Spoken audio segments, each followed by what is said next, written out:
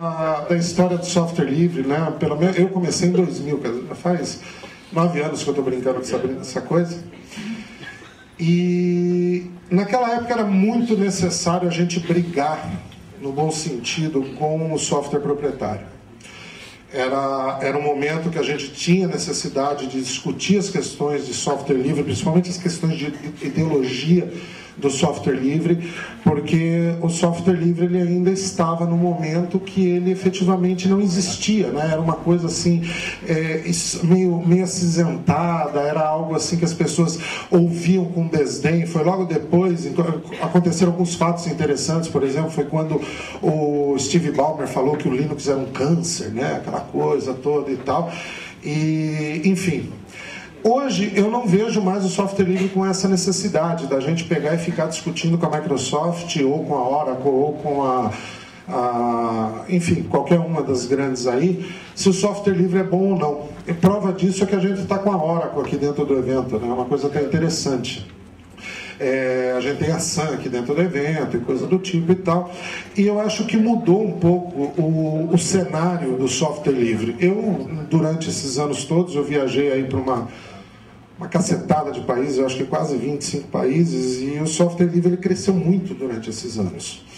Ele se tornou algo sólido e se tornou efetivamente algo que a gente pode discutir com o CIO, que a gente pode discutir com o empresário, pode discutir com o diretor de TI, sem que ele olhe para uma empresa de software livre achando que é um bando de moleque.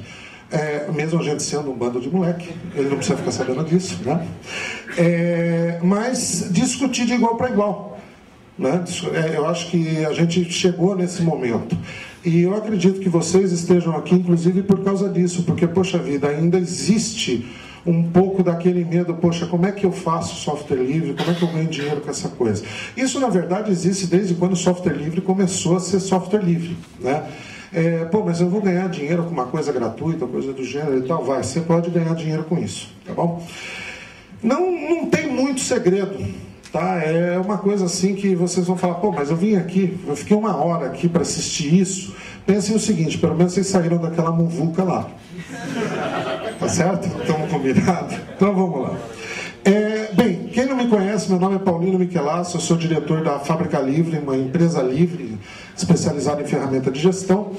Eu passei 1 ano e meio na ONU, no Timor-Leste, um paísinho desse tamanho, assim, lá do lado da Indonésia. Dizem que é um país, né? Eu acho que não, mas enfim.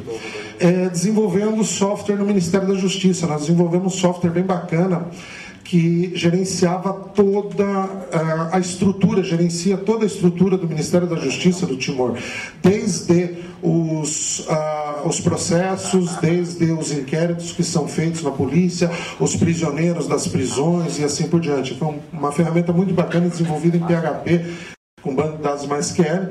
E estou aí há 20 anos na área de TI, sendo desses 20, 15 na área de internet. Ou seja, em 94 eu já estava brincando, lógico que eu já brincava com BBS em 89, né?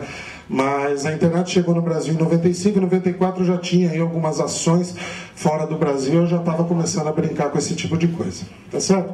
Então esse é meu currículo. Quem quiser mais, depois aí acessa meu site lá que vocês vão ter. A primeira coisa que eu queria passar para vocês é a questão do conceito de uma empresa livre, né? Alguns conceitos de uma empresa livre. O que muda efetivamente quando nós falamos de uma empresa livre? Hoje, imagine que nós temos a empresa na economia tradicional e nós queremos criar uma empresa que ela poderia ser denominada como livre, tá ok? Então, o que nós temos numa empresa tradicional? Nós temos um organograma mais ou menos parecido com isso, tá? Eu não sei se de propósito ou porque eu esqueci, eu tirei a parte de marketing aqui, mas normalmente a parte de marketing ela está boiando assim por cima e tal, enfim. Então, é mais ou menos isso o organograma de uma empresa tradicional. De uma empresa livre, o organograma dela é isso. Onde acha? Tradicional, livre, tradicional. Só está mudando lá em cima. O que eu quero dizer com isso? Primeira coisa, não muda-se. O conceito de uma empresa livre, ele não muda o organograma. Primeiro conceito, então, é o quê? Uma empresa livre, ela mantém a mesma estrutura que uma empresa da economia formal.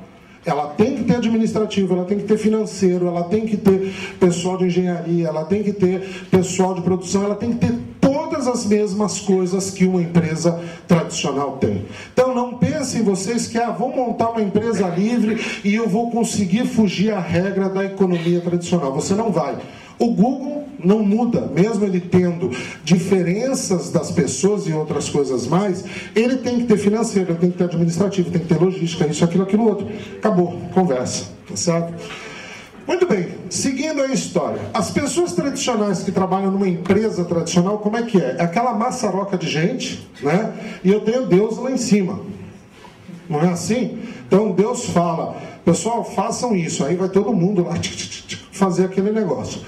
Quando você chega dentro de uma empresa livre, normalmente você tem esse tipo de cenário. São grupos, ou pessoas individuais ou coisas do gênero, tá certo? Que elas juntam, se agrupam devido à expertise ou devido a interesses ou devido a necessidades específicas e elas trabalham dessa forma. Então, o que nós temos como segundo conceito dentro de uma empresa livre? Cada pessoa tem o seu jeito e sua forma de ser e trabalhar.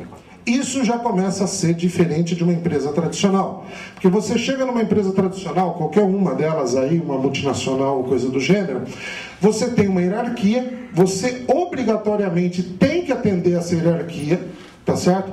Normalmente você tem que dizer, não dizer, simplesmente ficar quieto, tá certo? E receber a ordem e executar aquilo que estão te falando.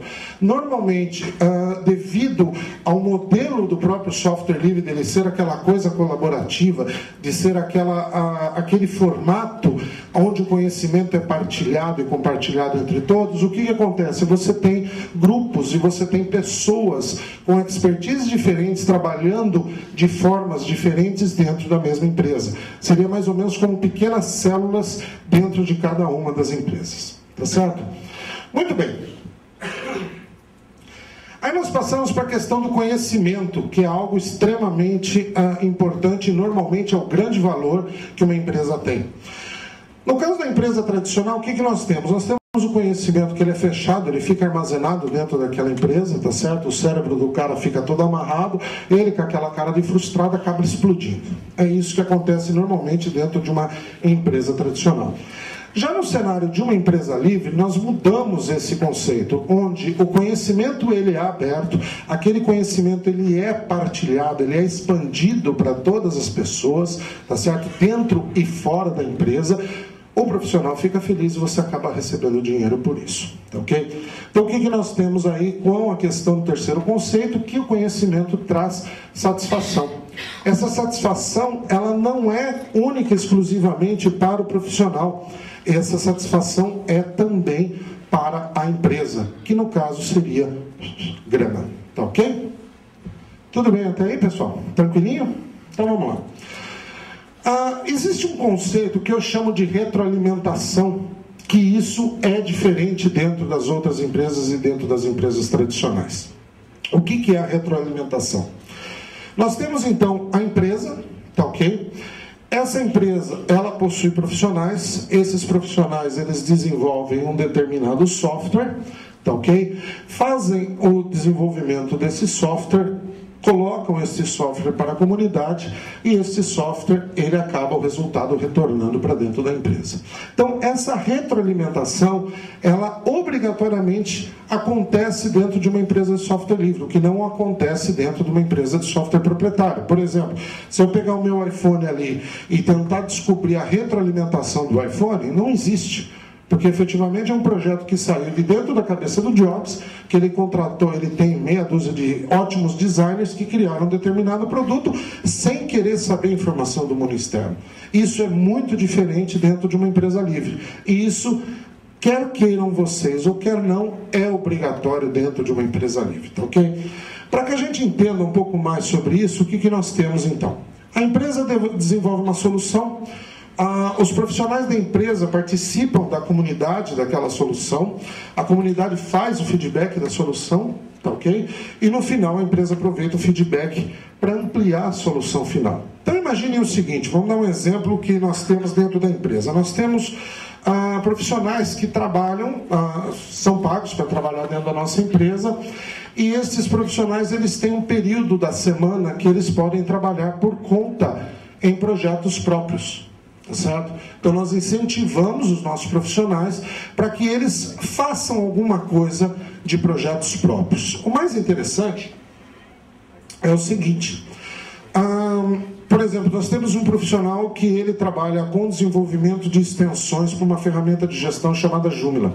Não sei se vocês já ouviram falar, é uma ferramenta que eu acredito que já tenham ouvido falar porque ela é bem conhecida.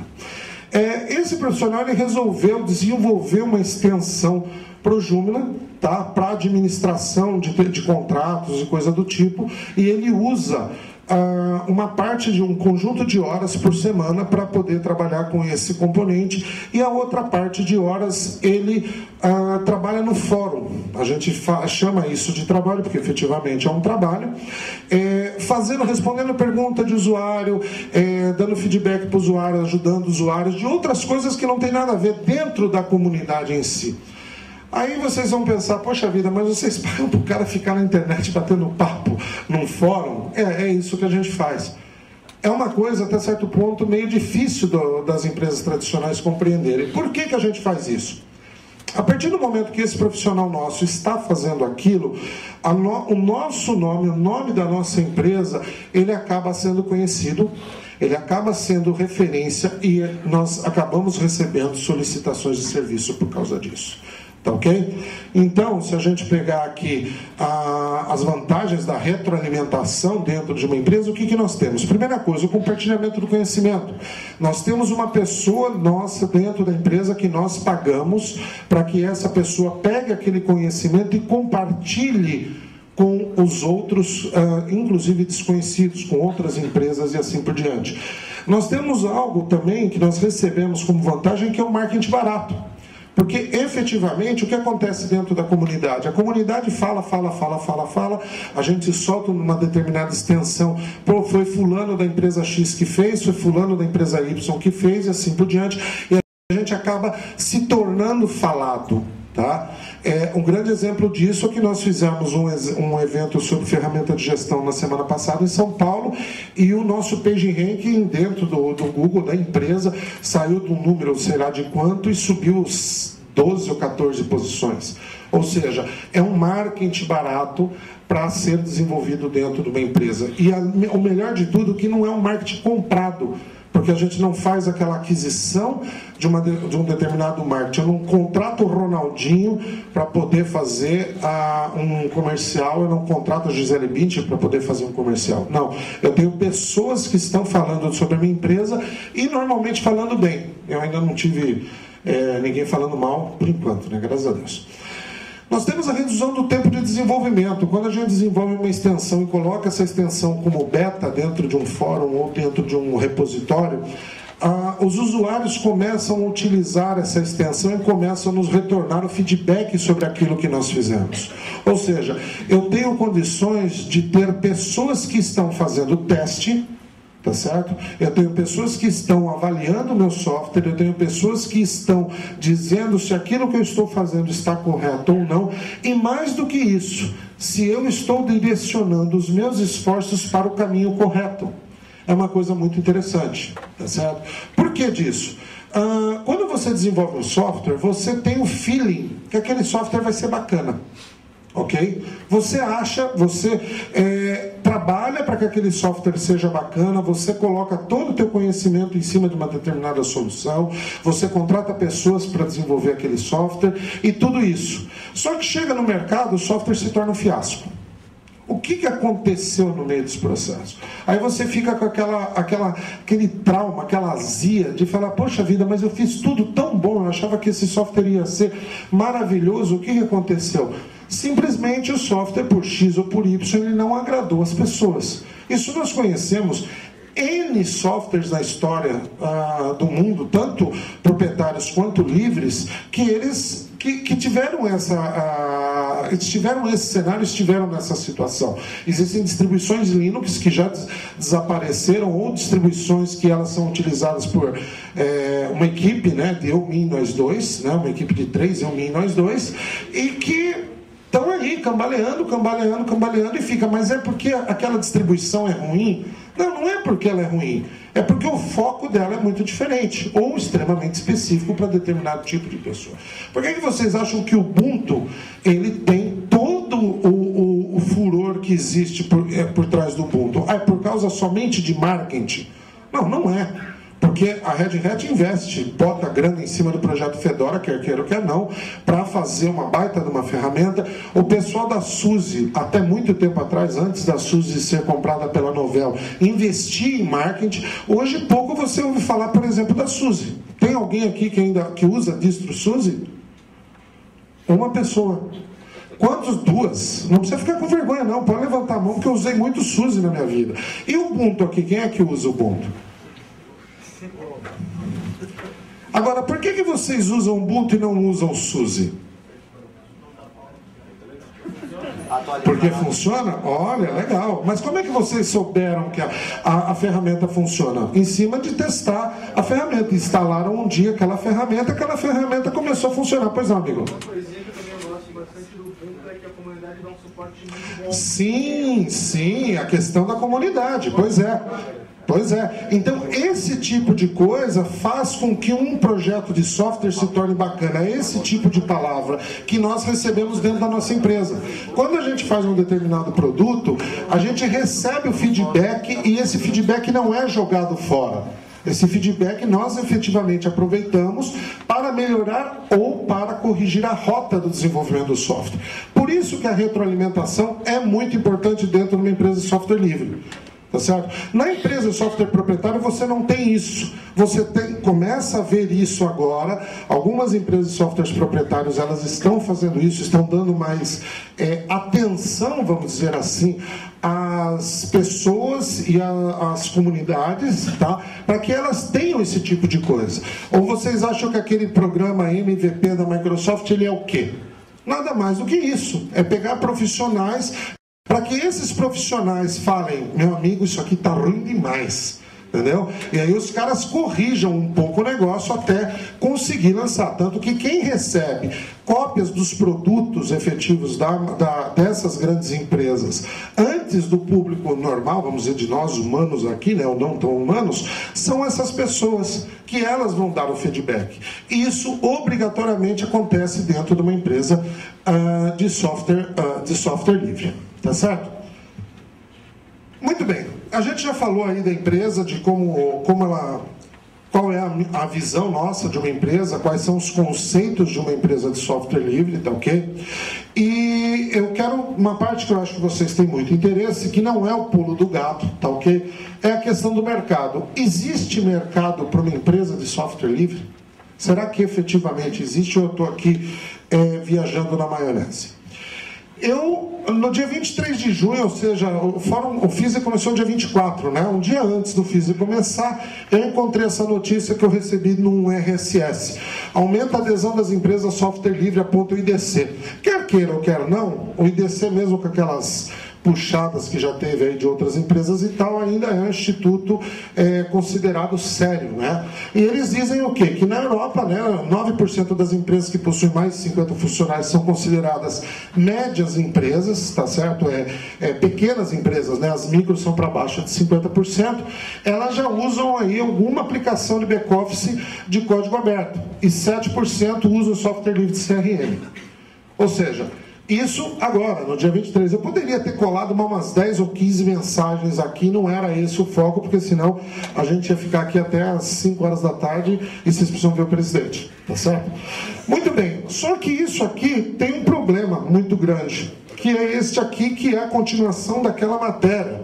Tá? O estudo constatou que as empresas têm demonstrado preferência pelo modelo de software livre, ou seja, o software livre ele é mais interessante, principalmente por causa da redução de custo. Tá certo? Quer queira ou quer não, vocês acreditando ou não, o software livre sim reduz custo. Só que eles enfrentam um problema muito grande, que é o quê? Suporte técnico e dúvidas em relação à qualidade. Vocês vão ficar... Vocês acham que vocês vão crescer mais do que isso? Pode sentar, gente. Ah, mas é que aí vocês não me vêem, né? Que eu sou tão bonito assim, né? Muito bem. Putz, você tá aqui, cara, vai embora. Muito bem.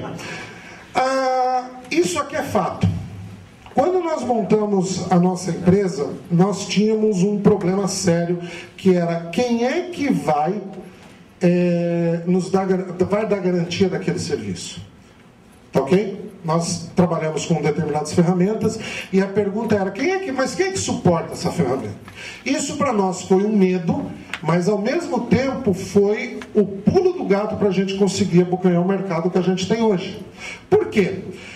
Quando as empresas, a gente chegava dentro de uma empresa e falava, olha, nós temos uma solução de web, uma solução de portal, essa solução é livre, uma solução aberta, que ela faz X, Y, Z, e o custo é tal.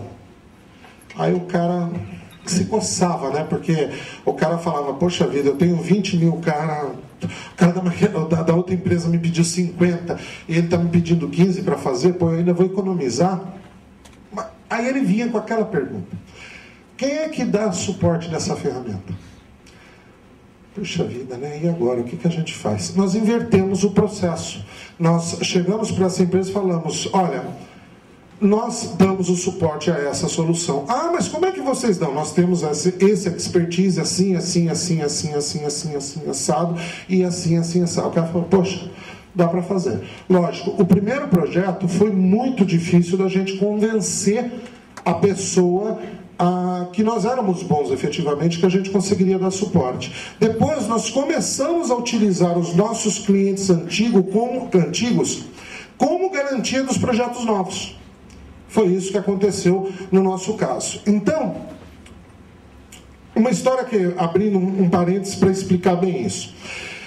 Quando eu voltei da Ásia em 2008, eu não sei se Deus chegou e falou, não, esse cara já sofreu demais, passou lá um ano sofrendo lá na Ásia e tal, comendo carne de cachorro, comendo um bichinho e tal, vou dar uma ajuda para ele, né? Eu cheguei aqui, eu já trabalhava com a ferramenta de gestão Mambo desde 2004, e já trabalhava com o Joomla desde 2005, e eu cheguei 20 dias depois, caiu um projeto no meu colo, que era o portal da USP, o site da USP, usp.br, tá ok? E eu falei pro cara, olha, tudo bem, eu pego e faço. O cara pegou e falou, olha, mas você dá conta de fazer no dia 28 de fevereiro, nós precisamos estar com esse portal no ar, porque no dia 1º de março a reitora vai inaugurar. Faltava assim, acho que essa conversa rolou no dia 6 de fevereiro, coisa do tipo. Eu falei, não, dá para fazer. E fui lá e fiz, corri sozinho, uma equipe de 3, eu e nós dois. A vantagem é que a equipe não briga, né? E no dia 28 de fevereiro eu estava lá, 3 horas da madrugada, fazendo a virada do site da USP. E o site entrou no ar, e no dia 1º a mulher foi lá e pegou e inaugurou o site. Pô, bacana, legal. Certo? Tanto que, se vocês entrarem em usp.br, procurar nos créditos, o meu nome está lá como consultor do desenvolvimento do site da USP.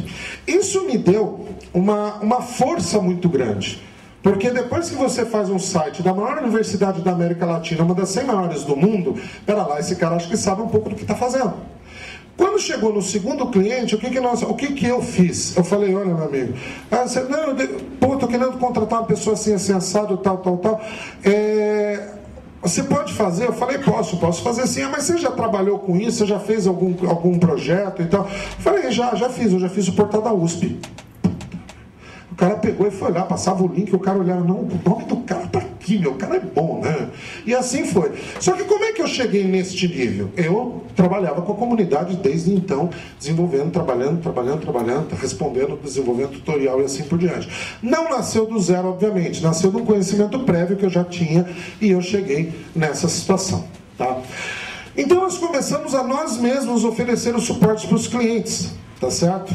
Foi dessa forma que a gente trabalhou, e hoje a gente tem condições de chegar a qualquer cliente nosso, e ele, quando pergunta, ele fala, mas como é que vocês nos dão garantia disso? Não, nós temos a garantia. E nós, devido ao fato de nós termos crescido, hoje nós temos as garantias do quê? Eu tenho um profissional que cuida de infraestrutura nossa, que é a pessoa que faz tuning em banco de dados, em servidores, piriri, pororó, que o cara é RHCI e LPI1. Que quem trabalha com Linux já deve ter ouvido falar o nome dele, que chama-se Hugo Cisneros. É um garoto que desde 13 anos de idade mexe com Linux, Escambola 4, é um geninho. Nós temos um contrato com a Akia, que é a empresa do cara que criou o Drupal. Ele é uma empresa, ela criou o Drupal, ela presta serviço de suporte e nós temos um contrato com essa empresa. Então, se algum cliente chegar para mim e falar, eu preciso que você me dê garantia do serviço que você está fazendo, eu preciso de resposta de suporte. Não tem problema, amigo, está aqui. Eu tenho condições de te responder isso. Então, eu já tenho parte de servidores, eu tenho a parte de ferramenta de gestão disponível, né, com pessoas que conhecem daquilo, e eu tenho meus profissionais que, quer queira ou quer não, o mercado ainda procura esse tipo de coisa, que são certificados em outras coisas. Então eu tenho um profissional certificado em Zend, eu tenho um profissional certificado em MySQL e assim por diante. O mercado procura isso, que depois eu vou mostrar para vocês como é que a gente trabalha um pouco, tá certo? Muito bem. A questão da empresa livre, então, ela passa por um quebra-cabeça, que são várias peças que obrigatoriamente elas têm que estar juntas. Não queiram tentar tirar essas peças, nenhuma delas, do meio do quebra-cabeça. O que é? É a parte de comunidade, você tem que ter um relacionamento muito bom com a comunidade, tá certo? A questão de licenciamento, o seu software, ele deve ser colocado sob GPL, tá? Sobre uma licença livre na internet. Eu sei que vocês vão ficar com os cabelos em pé, porque eu estou dizendo para vocês trabalharem de graça, não é nada disso. Os serviços é o que normalmente vocês vão fazer, tá ok? Vou discutir um pouco sobre a questão de serviços. E você tem o pilar dos clientes, que faz parte de todo desse conjunto. Muito bem. Quando a gente fala de empresa livre, normalmente as pessoas me fazem a seguinte pergunta quando eu acabo a palestra: mas como é que eu trabalho com isso, com produto? Tá certo? Eu entendo isso como um produto. Eu entendo isso aqui também como um produto e eu entendo isso aqui também como um produto. Será que é desses produtos que nós estamos falando? Não? Muito bem. Então eu vou apresentar para vocês um exemplo de um produto livre. Quando eu tenho alguns produtos como este, tá, que vocês devem conhecer, este aqui e este produto aqui, o que eu tenho na minha mão? O file server com autenticação. Que nada me impede de fazer uma caixinha bonitinha e dizer que aquilo é o File God Server, que é o nome que eu inventei. Algo me impede de eu criar um produto? Eu estou pegando três serviços de rede, certo? Empacotando e estou criando um determinado lá, o File Bahia Server, por exemplo. Porque eu sou baiano, eu gosto. Ou File Pelourinho. Bacana, olha aí. FP, o File Pelourinho. O que me impede de criar um produto? Um outro exemplo. Eu tenho o símbolo aí, né, que é da ferramenta de gestão Joomla, tá certo? Aí eu pego a ferramenta, que ela é livre, GPL. Eu pego um módulo chamado, por exemplo, aí o Property, tá? Que é, ó, eu fiz até questão de cortar aqui, que ele é GPL também. E eu crio um produto de gerenciamento de imóveis, para compra e venda e locação de imóveis. Uma ferramenta de real estate ou uma ferramenta de imobiliário. Certo? Quem me prova que isso aqui não é um produto? Alguém consegue me provar? Não, isso não é um produto, lógico que é. Se você for na internet, a gente abrir agora aqui e procurar no Google ferramenta de administração de imobiliária, nós vamos encontrar pelo menos umas 50. O que isso se difere de um produto da empresa proprietária ou coisa do tipo? Nada, absolutamente nada. Então, o que nós temos aí na questão do conceito do que é um produto? Primeira coisa, os produtos podem ser criados como software. Ou vocês acreditam que aquilo que o produto de um software proprietário, o que é? É o software, efetivamente? Software não é um produto. Ele foi criado para que fosse, juntaram várias peças e criaram um produto, e deram o nome daquilo de produto. Certo? Porque para mim, efetivamente, o produto é aquilo lá. Por exemplo, meu iPod é um produto. O software que está dentro dele eu não considero um produto, eu considero um software, que para mim é diferente de produto, tá certo? Software pode ser produto ou pode ser serviço. Nada impede, pessoal, voltar aqui, de eu pegar e criar essa ferramenta, tá? esta ferramenta de gestão de imóveis e de venda, locação de imóveis, colocar numa caixinha e vender isso. Alguma coisa me proíbe na GPL de fazer a venda disso? Absolutamente nada. Tá certo? Simplesmente eu pego tudo isso aqui, coloco num CD e vendo numa caixinha bonita, faço uma caixa bonita, bacana, e o que eu coloco no CD? Eu coloco o produto pronto e coloco o código-fonte lá dentro. Acabou. Eu posso fazer isso. Tá certo? Não vai diferenciar nada. Ah, mas o cara vai alterar, o cara vai modificar. Sim, lógico que o cara vai. Se ele tiver o conhecimento para tal. E se ele tiver interesse para tal. Ou vocês acreditam que uma imobiliária possui dentro do seu corpo de corretores de imóveis 3 nerds que vão mexer no Joomla? Não, né? Pois é, bem difícil. Hoje eu consegui algo assim que eu acho que vocês ainda não conseguiram e vai demorar para vocês conseguirem. Estava eu num táxi vindo com os cisneiros para cá, a gente conversando, né, de coisa e tal. O taxista, não sei o que a gente estava falando, e o taxista me vira: cara, é só pegar e dar um chute down menos H no cara. Puta vida, eu falei, acredito, né? Não, e se não resolver, dá um kill menos 9 nele que tá certo. Meu taxista, eu tirei, tá aqui, eu vou botar no meu Flickr a foto do cara. O nome dele é Marciano.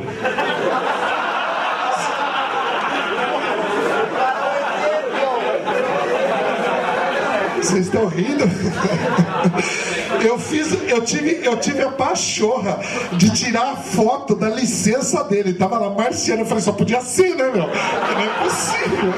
Gente, o cara, um taxista que fez curso de Linux e mexe com Linux. Eu falei, eu nunca vou encontrar um taxista na minha vida que dá um chute. A cara chega no motor e dá um chute down no motor, né? Já pensou que loucura? Muito bem. Vai acontecer isso de vocês encontrarem numa imobiliária um corretor que sabe dar um chute down menos H no sistema, tá certo? Então, o que mudou da questão de produto ou de serviço? Nada. Muito bem, mas eu posso fazer isso agora também com uma onda que está aparecendo na internet, que todo mundo está falando que é a salvação da pátria, que é a tal daquela computação em nuvem, né? Ou cloud computing, tá certo? Isso é muito bonito enquanto as nuvens estão lá paradinha, parecendo algodão e tal. Na hora que ela ficar preta e começar a descer raio, eu não quero nem ver. Ok, e se eu pego esta ferramenta, certo? Que eu coloquei no CD, que eu vendi pro fulano a 100 pila, tá ok? Eu coloco no servidor a mesma ferramenta e eu cobro do cara 50 pila por mês. O que mudou? Mas é interessante que aquela mesma solução, ela consegue ser um produto e consegue ser um serviço. A mesma solução. O que é uma vantagem, porque, por exemplo, esse diacho de aparelho ele não consegue ser um serviço. Ele é um produto. Eu tenho que embutir serviço nele. No caso aqui não, eu posso usar a mesma solução como produto e serviço, tá certo? Então, tudo isso para chegar nesse último bullet aqui, que é o seguinte: a criação de produtos depende da imaginação do empresário. No caso do software livre, como é que a gente consegue ganhar mercado e ganhar terreno e manter uma empresa? Tendo criatividade e imaginação, tá certo? Dessa forma. Veja que eu, em 2 slides, eu apresentei dois diferentes produtos e 2 diferentes serviços para vocês. Que é uma coisa que simplesmente parar e pensar, poxa vida, isso aqui pode ser bacana. Eu relutei um pouco em falar de colocar esses 2 slides, porque o pessoal vai falar, puta merda, esse cara está fazendo propaganda da empresa dele. Não é verdade, tá? O pessoal, até conversei com o Medog, o que ele achava, ele falou, não, pode colocar que eu acho que é uma coisa interessante para o pessoal ver. Então vou falar 2 slides só sobre a nossa empresa. O primeiro deles é esse aqui. O que nós fazemos? Nós provemos soluções em ferramenta de gestão livre. Só isso. Não faço mais nada a não ser fazer soluções de ferramenta de gestão usando CMS livres. Só isso, mais nada, mais nada. É o nosso expertise, o nosso mercado, o nosso foco é isso. Acabou, tá? Nós tivemos um crescimento de mais de 1000% no último ano. Pois é, o negócio foi bravo. Nós temos 8 projetos hoje em execução e nós tivemos no último ano 28 projetos. Aí você fala, mas quem são os clientes? Os clientes são tudo Zé Ruela lá de Quixeramobim. Não. Nossos clientes são Fundação Getúlio Vargas, MBA da Fundação Getúlio Vargas, o IBMEC de São Paulo, a USP, a Construtora Odebrecht, o Quismo do Brasil, o Grupo Savoy, que é um grupo de 8 shoppings e assim por diante. Só cliente grande. Nós não temos clientes pequenos, porque os nossos clientes pequenos até temos, tratamos do mesmo jeito, mas a maior parte dos nossos clientes são grandes clientes. Mas como que vocês conseguiram esses grandes clientes? Bem, a crise nos ajudou. Primeira coisa, ao contrário de quem está reclamando, porque é crise, porque é crise. Eu estou querendo que o mundo acabe numa crise desgraçada, mas daquela assim de entrar num buraco sem fundo, sabe? Porque aí o que está acontecendo? A empresa, ela chega lá e fala, meu Deus do céu, eu preciso fazer alguma coisa porque o mundo está em crise. A primeira coisa que ele faz é demitir gente. Fato. Só que ele demite gente, ele precisa botar algo no lugar daquela gente que ele demitiu. Aí o que ele faz? Ele bota computador. Né? Porque o computador trabalha 24 horas sem fazer greve. Isso é bacana, ele não come, legal, não falta, é bem jóia. Só que aí ele tem que comprar software. E o software custa o zóio da cara. Certo? Quando eu chego para o cara e falo para ele, meu amigo, tira o teu vinhete que custa R$1 milhão a licença e eu boto uma solução livre com a mesma qualidade, com a mesma performance, com a mesma escalabilidade por 1/4 do preço, o cara olha para mim e fala, você está brincando? Eu falo, eu tô. Então vamos fazer o seguinte, a diferença de preço, se ficar tão bom quanto, você me dá 20% da diferença do valor, fechado. Na hora o cara fecha. Por quê? Porque o cara fala, não, eu vou gastar 250 pau com esse maluco, né? Se eu vou perder mais 20% e tal, eu vou dar mais 50, eu vou gastar 300 e ganhar 700. Está fechado o negócio. Tá certo? Então, a crise para nós nos ajudou maravilhosamente bem. Para o software livre, a crise foi muito boa. Tá? Ao contrário do que as pessoas... mas que a crise está parando a empresa. Não, ela não está parando a empresa, a menos que você... já tenha concorrência dentro de um mercado onde o mercado já estava ruim. No nosso caso, meu amigo, desculpa, eu hoje nado numa piscina olímpica vazia sozinho. Então você imagina, né? Tô eu lá gordão e tal, boiando, aquela maravilha, né? Pois é. Aí só que eu tenho empresa de amigo meu que o coitado parece que tá no piscinão de Ramos, né? Aquela coisa lotada, assim, domingão, 40 graus, 50 mil malucos dentro do piscinão de Ramos, né? Que aí não dá nem para você nadar. Então vai depender muito do mercado que você está também. Hoje, por exemplo, nós atingimos um nível de especialização que nós não temos concorrente dentro do Brasil. Olha que legal. É legal você ter uma empresa livre onde você não tem concorrente. Agora, por que eu não tenho concorrente? Por um simples fato, porque as pessoas têm medo de achar que uma empresa livre, ela não dá dinheiro. Então aí eu fico nadando na piscina até um de vocês aí falar, putz, esse cara aí eu vou pegar ele na curva, né? Maravilha, tá certo? Não tem problema nenhum, não. O que nós temos igual a todas as empresas? Primeira coisa, a gente paga imposto. Nossa... Você não sabe como é ruim, viu? 17% de cada coisa é bravo, viu? A gente paga salário. Também é outra coisa que judia, viu? Judia, mas tem que pagar, né? A gente compra produto, a gente compra computador, compra impressora, compra papel para impressora, a gente compra monitor, compra mouse, que o neguinho fica brincando lá, achando que como é que chama aquela coisa do Wii lá, teclado de Wii. A gente compra o Wii para a molecada jogar, olha só que legal.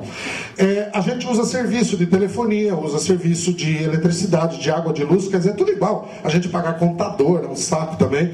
A gente tem departamento, tem lá o pessoal do administrativo, do financeiro, tem o pessoal de limpeza, a gente tem como qualquer empresa, gente, igualzinho, não muda absolutamente nada, tá certo? Mas aí nós temos algumas coisas diferentes, que é aí que faz a diferença da nossa empresa como uma empresa livre. Primeira coisa, eu não quero saber se o meu profissional tem diploma ou não. Isso é a primeira coisa. Eu procuro o melhor profissional que eu posso encontrar, não importa se ele tem diploma ou não. Quem conhece o Hugo Cisneros, que eu já falei que tem todas essas certificações, o Hugo está no 2º ano da faculdade. Porque eu empurrei o desgraçado para a faculdade. E eu tenho que tirar o cara de dentro da empresa, vai dando 6 e pouco, assim, 6 e 15, eu falo, cara, você não vai para a faculdade, não? Não, porque o senhor vai para a faculdade. Entendeu? Eu tenho que fazer o cara ir para a faculdade, porque ele não quer ficar no computador.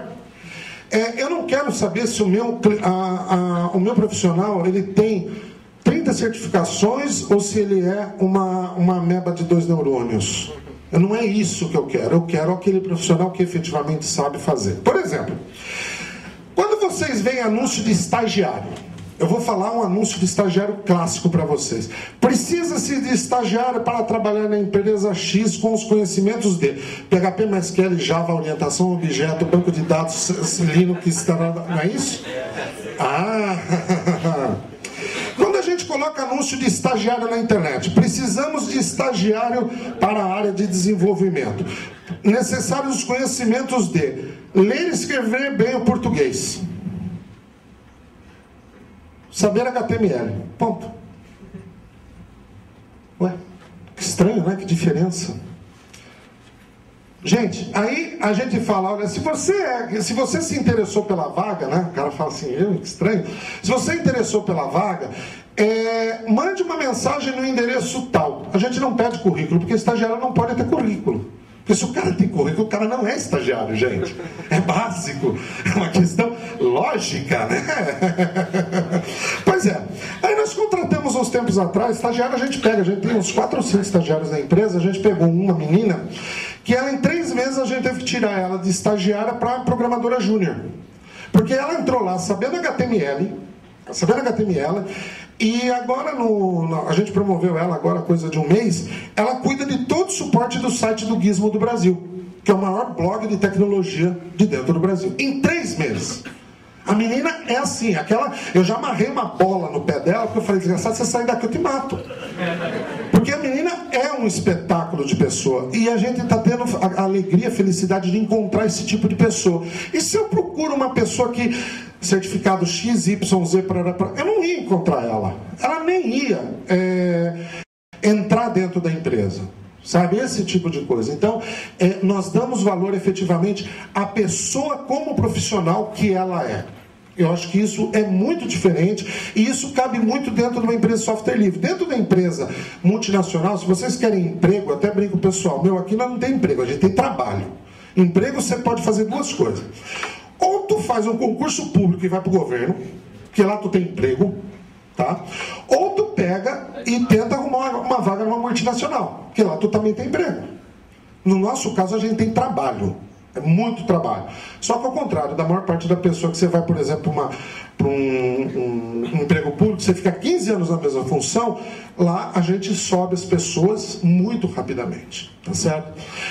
Que é essa questão da oportunidade de crescimento. O nosso programador, por exemplo, chegamos lá de PHP. Carinha, o negócio é o seguinte, a gente tem uma política dentro da empresa que é, tu é bom, você vai ter que provar que é bom. Se for bom, você vai ter o mérito de ser bom. O nosso programador sênior de PHP provou que é bom. E a gente vai agora mandar o cara para ZendeConf em São Francisco, vai passar 15 dias passeando, né? Porque eu falo, mas você vai para passear, né, safado? E só que a gente faz o seguinte, a gente paga a passagem de ida e volta, cara, você resolve com o resto. Porque senão o cara não vai para a conferência. Eu sei como funciona porque eu fazia isso quando eu estava na empresa, né? Então, a gente tem esse tipo de coisa. A gente paga, por exemplo, a gente utiliza metodologia ágil dentro da empresa. A gente utiliza Scrum. Eu não sei se vocês assistiram a palestra do Guilherme Chapievski. Eu acredito que nós sejamos a primeira empresa brasileira de software livre, efetivamente, que utiliza Scrum. E nós temos uma gerente de projetos, que é uma Scrum Master, que nós pagamos a certificação para ela. Lógico. Tem interesse dela e tem o nosso interesse em cima disso também. Então nós temos um profissional que efetivamente sabe fazer esse tipo de coisa. Nós não temos rigidez aonde não é preciso. Para mim, se o profissional, cara, a gente tem um task list, se o profissional está na beira da praia, de sunga, fazendo, não estou nem aí com o peixe. Desde que ele tenha passado um tempo internado com a gente. Ou seja, ele fica um período lá e tal para se adaptar e depois vai para fora. Eu já tive programador que o cara estava na praia. E estava lá. Puta, que maravilha, né? Nós temos uma facilidade muito rápida de adaptação às demandas dos clientes. Então, o cliente, quando ele precisa, eu preciso adaptar determinada coisa, a gente vai lá e resolve o problema. Não tem aquela burocracia, aquela hierarquia. Aquele organograma que eu apresentei no começo para vocês, normalmente numa empresa tradicional, você chega a ter de 7 a 15 níveis para você chegar até o coitado lá embaixo. A nossa empresa, no máximo, ela tem 4 níveis e acabou. Eu não posso ter mais 4 níveis, porque senão eu não sei o que está acontecendo lá embaixo e eu não consigo receber feedback de baixo para cima, tá certo? E eu tenho aí interação e evolução com e para a comunidade de software livre. Nós investimos grana na comunidade, nós enviamos grana para o Pro Association, para o pessoal da Open Source Matters do Joomla. Os eventos normalmente a gente patrocina, a gente está bancando, a gente coloca profissional para trabalhar e assim por diante. O nosso retorno com a comunidade é muito grande. Esse é o segredo de uma empresa livre.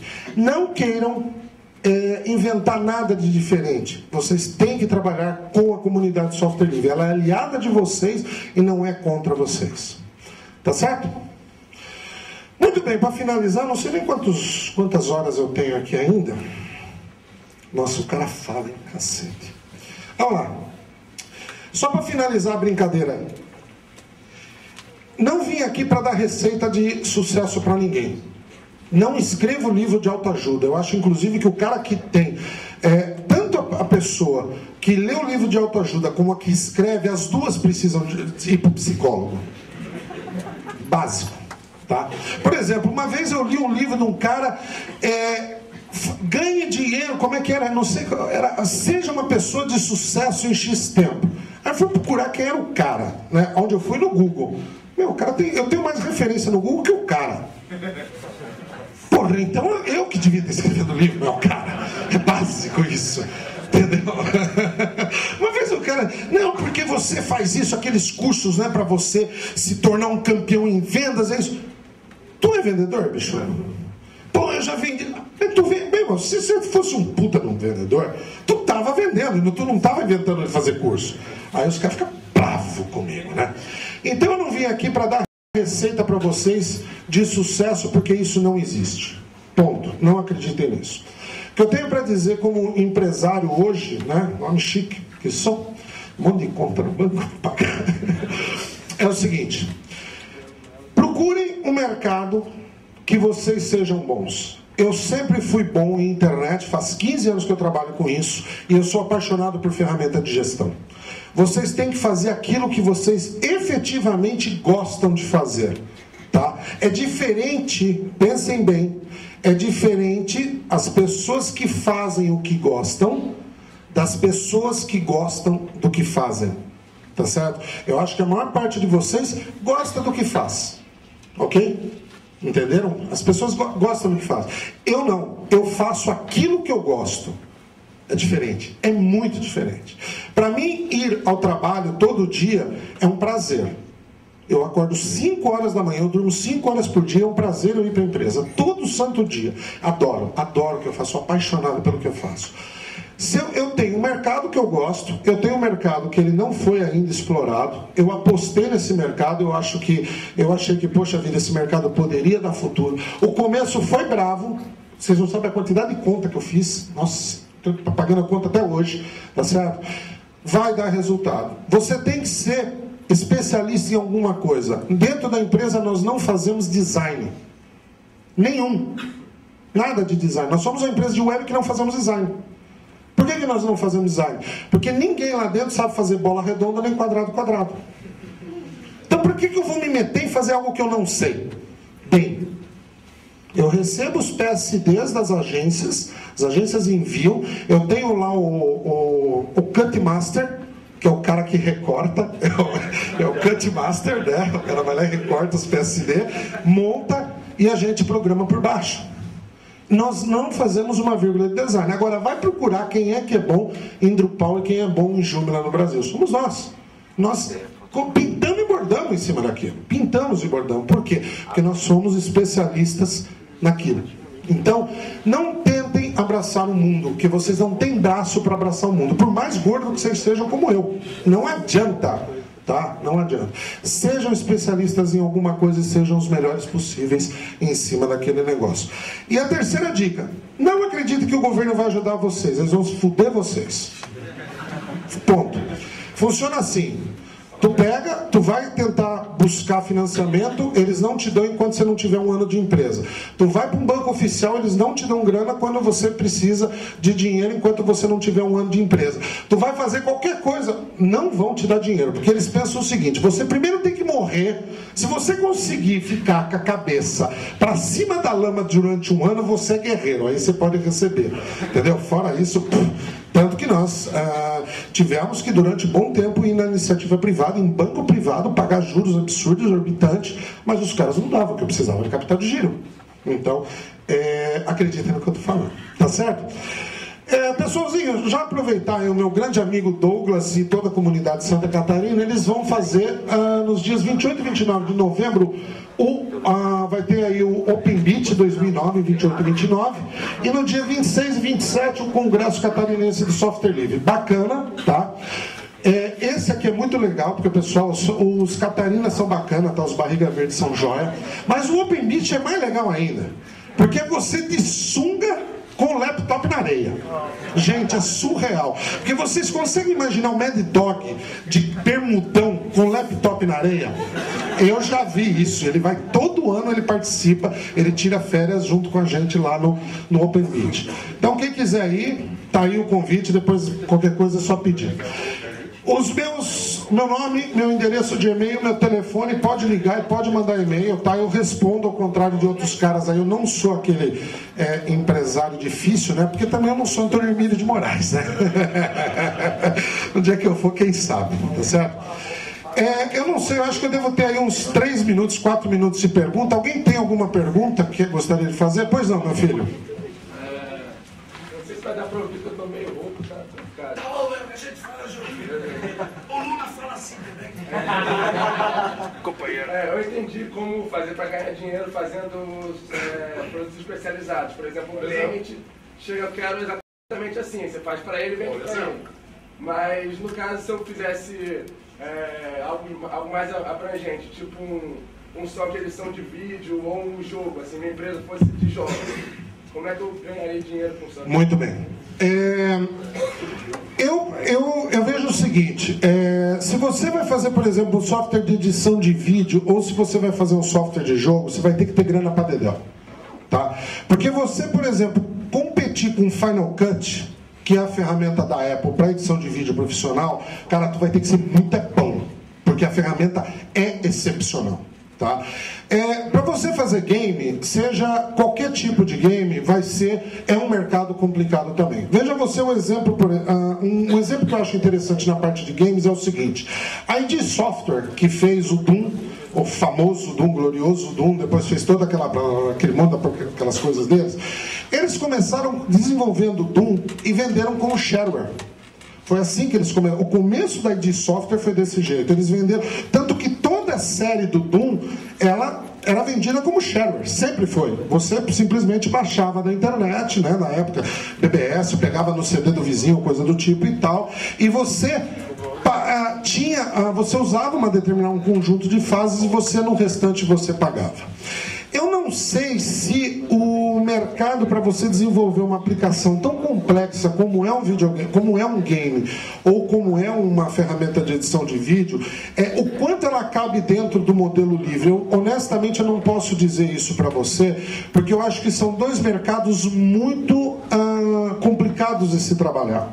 Eu conheço muito Apple. Agora eu conheço muito Apple, depois de 18 anos trabalhando com PC, eu comecei a usar Mac, não troco hoje por nada desse planeta, tá certo? Você pegar um Final Cut, ou você pegar um Aperture, que é uma ferramenta para edição de foto, desculpa, não tem Adobe Lightroom que ganhe de um Aperture, não tem Picasa, não tem... O Linux, o pessoal do software livre, para fazer uma ferramenta que chegue no Aperture, vai levar ainda pelo menos uns 5 anos aí para poder fazer uma ferramenta dessa. Eu não consigo ver uma ferramenta desenvolvida como essa sem a colaboração ou sem uma empresa grande por trás. Porque o que você gostaria de fazer é mais ou menos como fazer o Ubuntu. Tá? Ou seja, o Ubuntu, ele é o que é, e ele cresceu do jeito que ele cresceu, porque o marketing tinha 800 milhões de dólares para poder enfiar dentro da empresa. Você entendeu? Então, nessa situação, com 800 milhões de dólares, bicho, você pode até fazer fogueirinha com nota de 100. Tá beleza, entendeu? Então eu vejo muito complicado nessa situação. Agora, eu vejo muito fácil você usar a ferramenta livre para você prestar serviço e para você desenvolver outros serviços para terceiro. Por exemplo, o que te impediria de fazer plugins para o Final Cut que fossem GPL? Nada, absolutamente nada. Você só precisa aprender Cocoa, que é a linguagem de programação ali, você entendeu? E desenvolver um plugin em GPL. O modelo da MySQL, antiga MySQL, né? Porque agora a Sun comprou mais Kelly, que é a hora que eu compro, isso é uma patifaria, enfim. O modelo que a MySQL adota, eu acho muito interessante, e que é o mesmo modelo da Knowledge Tree, que faz um Document Manager, é o mesmo modelo do pessoal do Afresco, que é uma ferramenta de CRM e ERP, que também me agrada muito, que é o quê? Você tem uma versão Professional, uma versão Commercial, ok? E você tem uma versão Community, uma Community version. Esse modelo me agrada muito, porque você pode deixar parte do seu código e você deixa que a comunidade trabalhe em cima daquele código e você usa a retroalimentação para pegar aquele código, jogar dentro da tua aplicação e você fazer uma versão que ela tem funcionalidades a mais. Que é o caso, por exemplo, da própria do Afresco e do Knowledge Tree, que usa esse tipo de trabalho, vamos dizer assim. Mas aí o cara pegou o GPL e fechou? Não, ele não fechou o GPL, continua sendo GPL, só que o custo da ferramenta é muito mais alto. O Magento, que é uma ferramenta que nós trabalhamos de comércio eletrônico, a versão a Commercial Version e a versão Community Version, elas são idênticas, muda um plugin.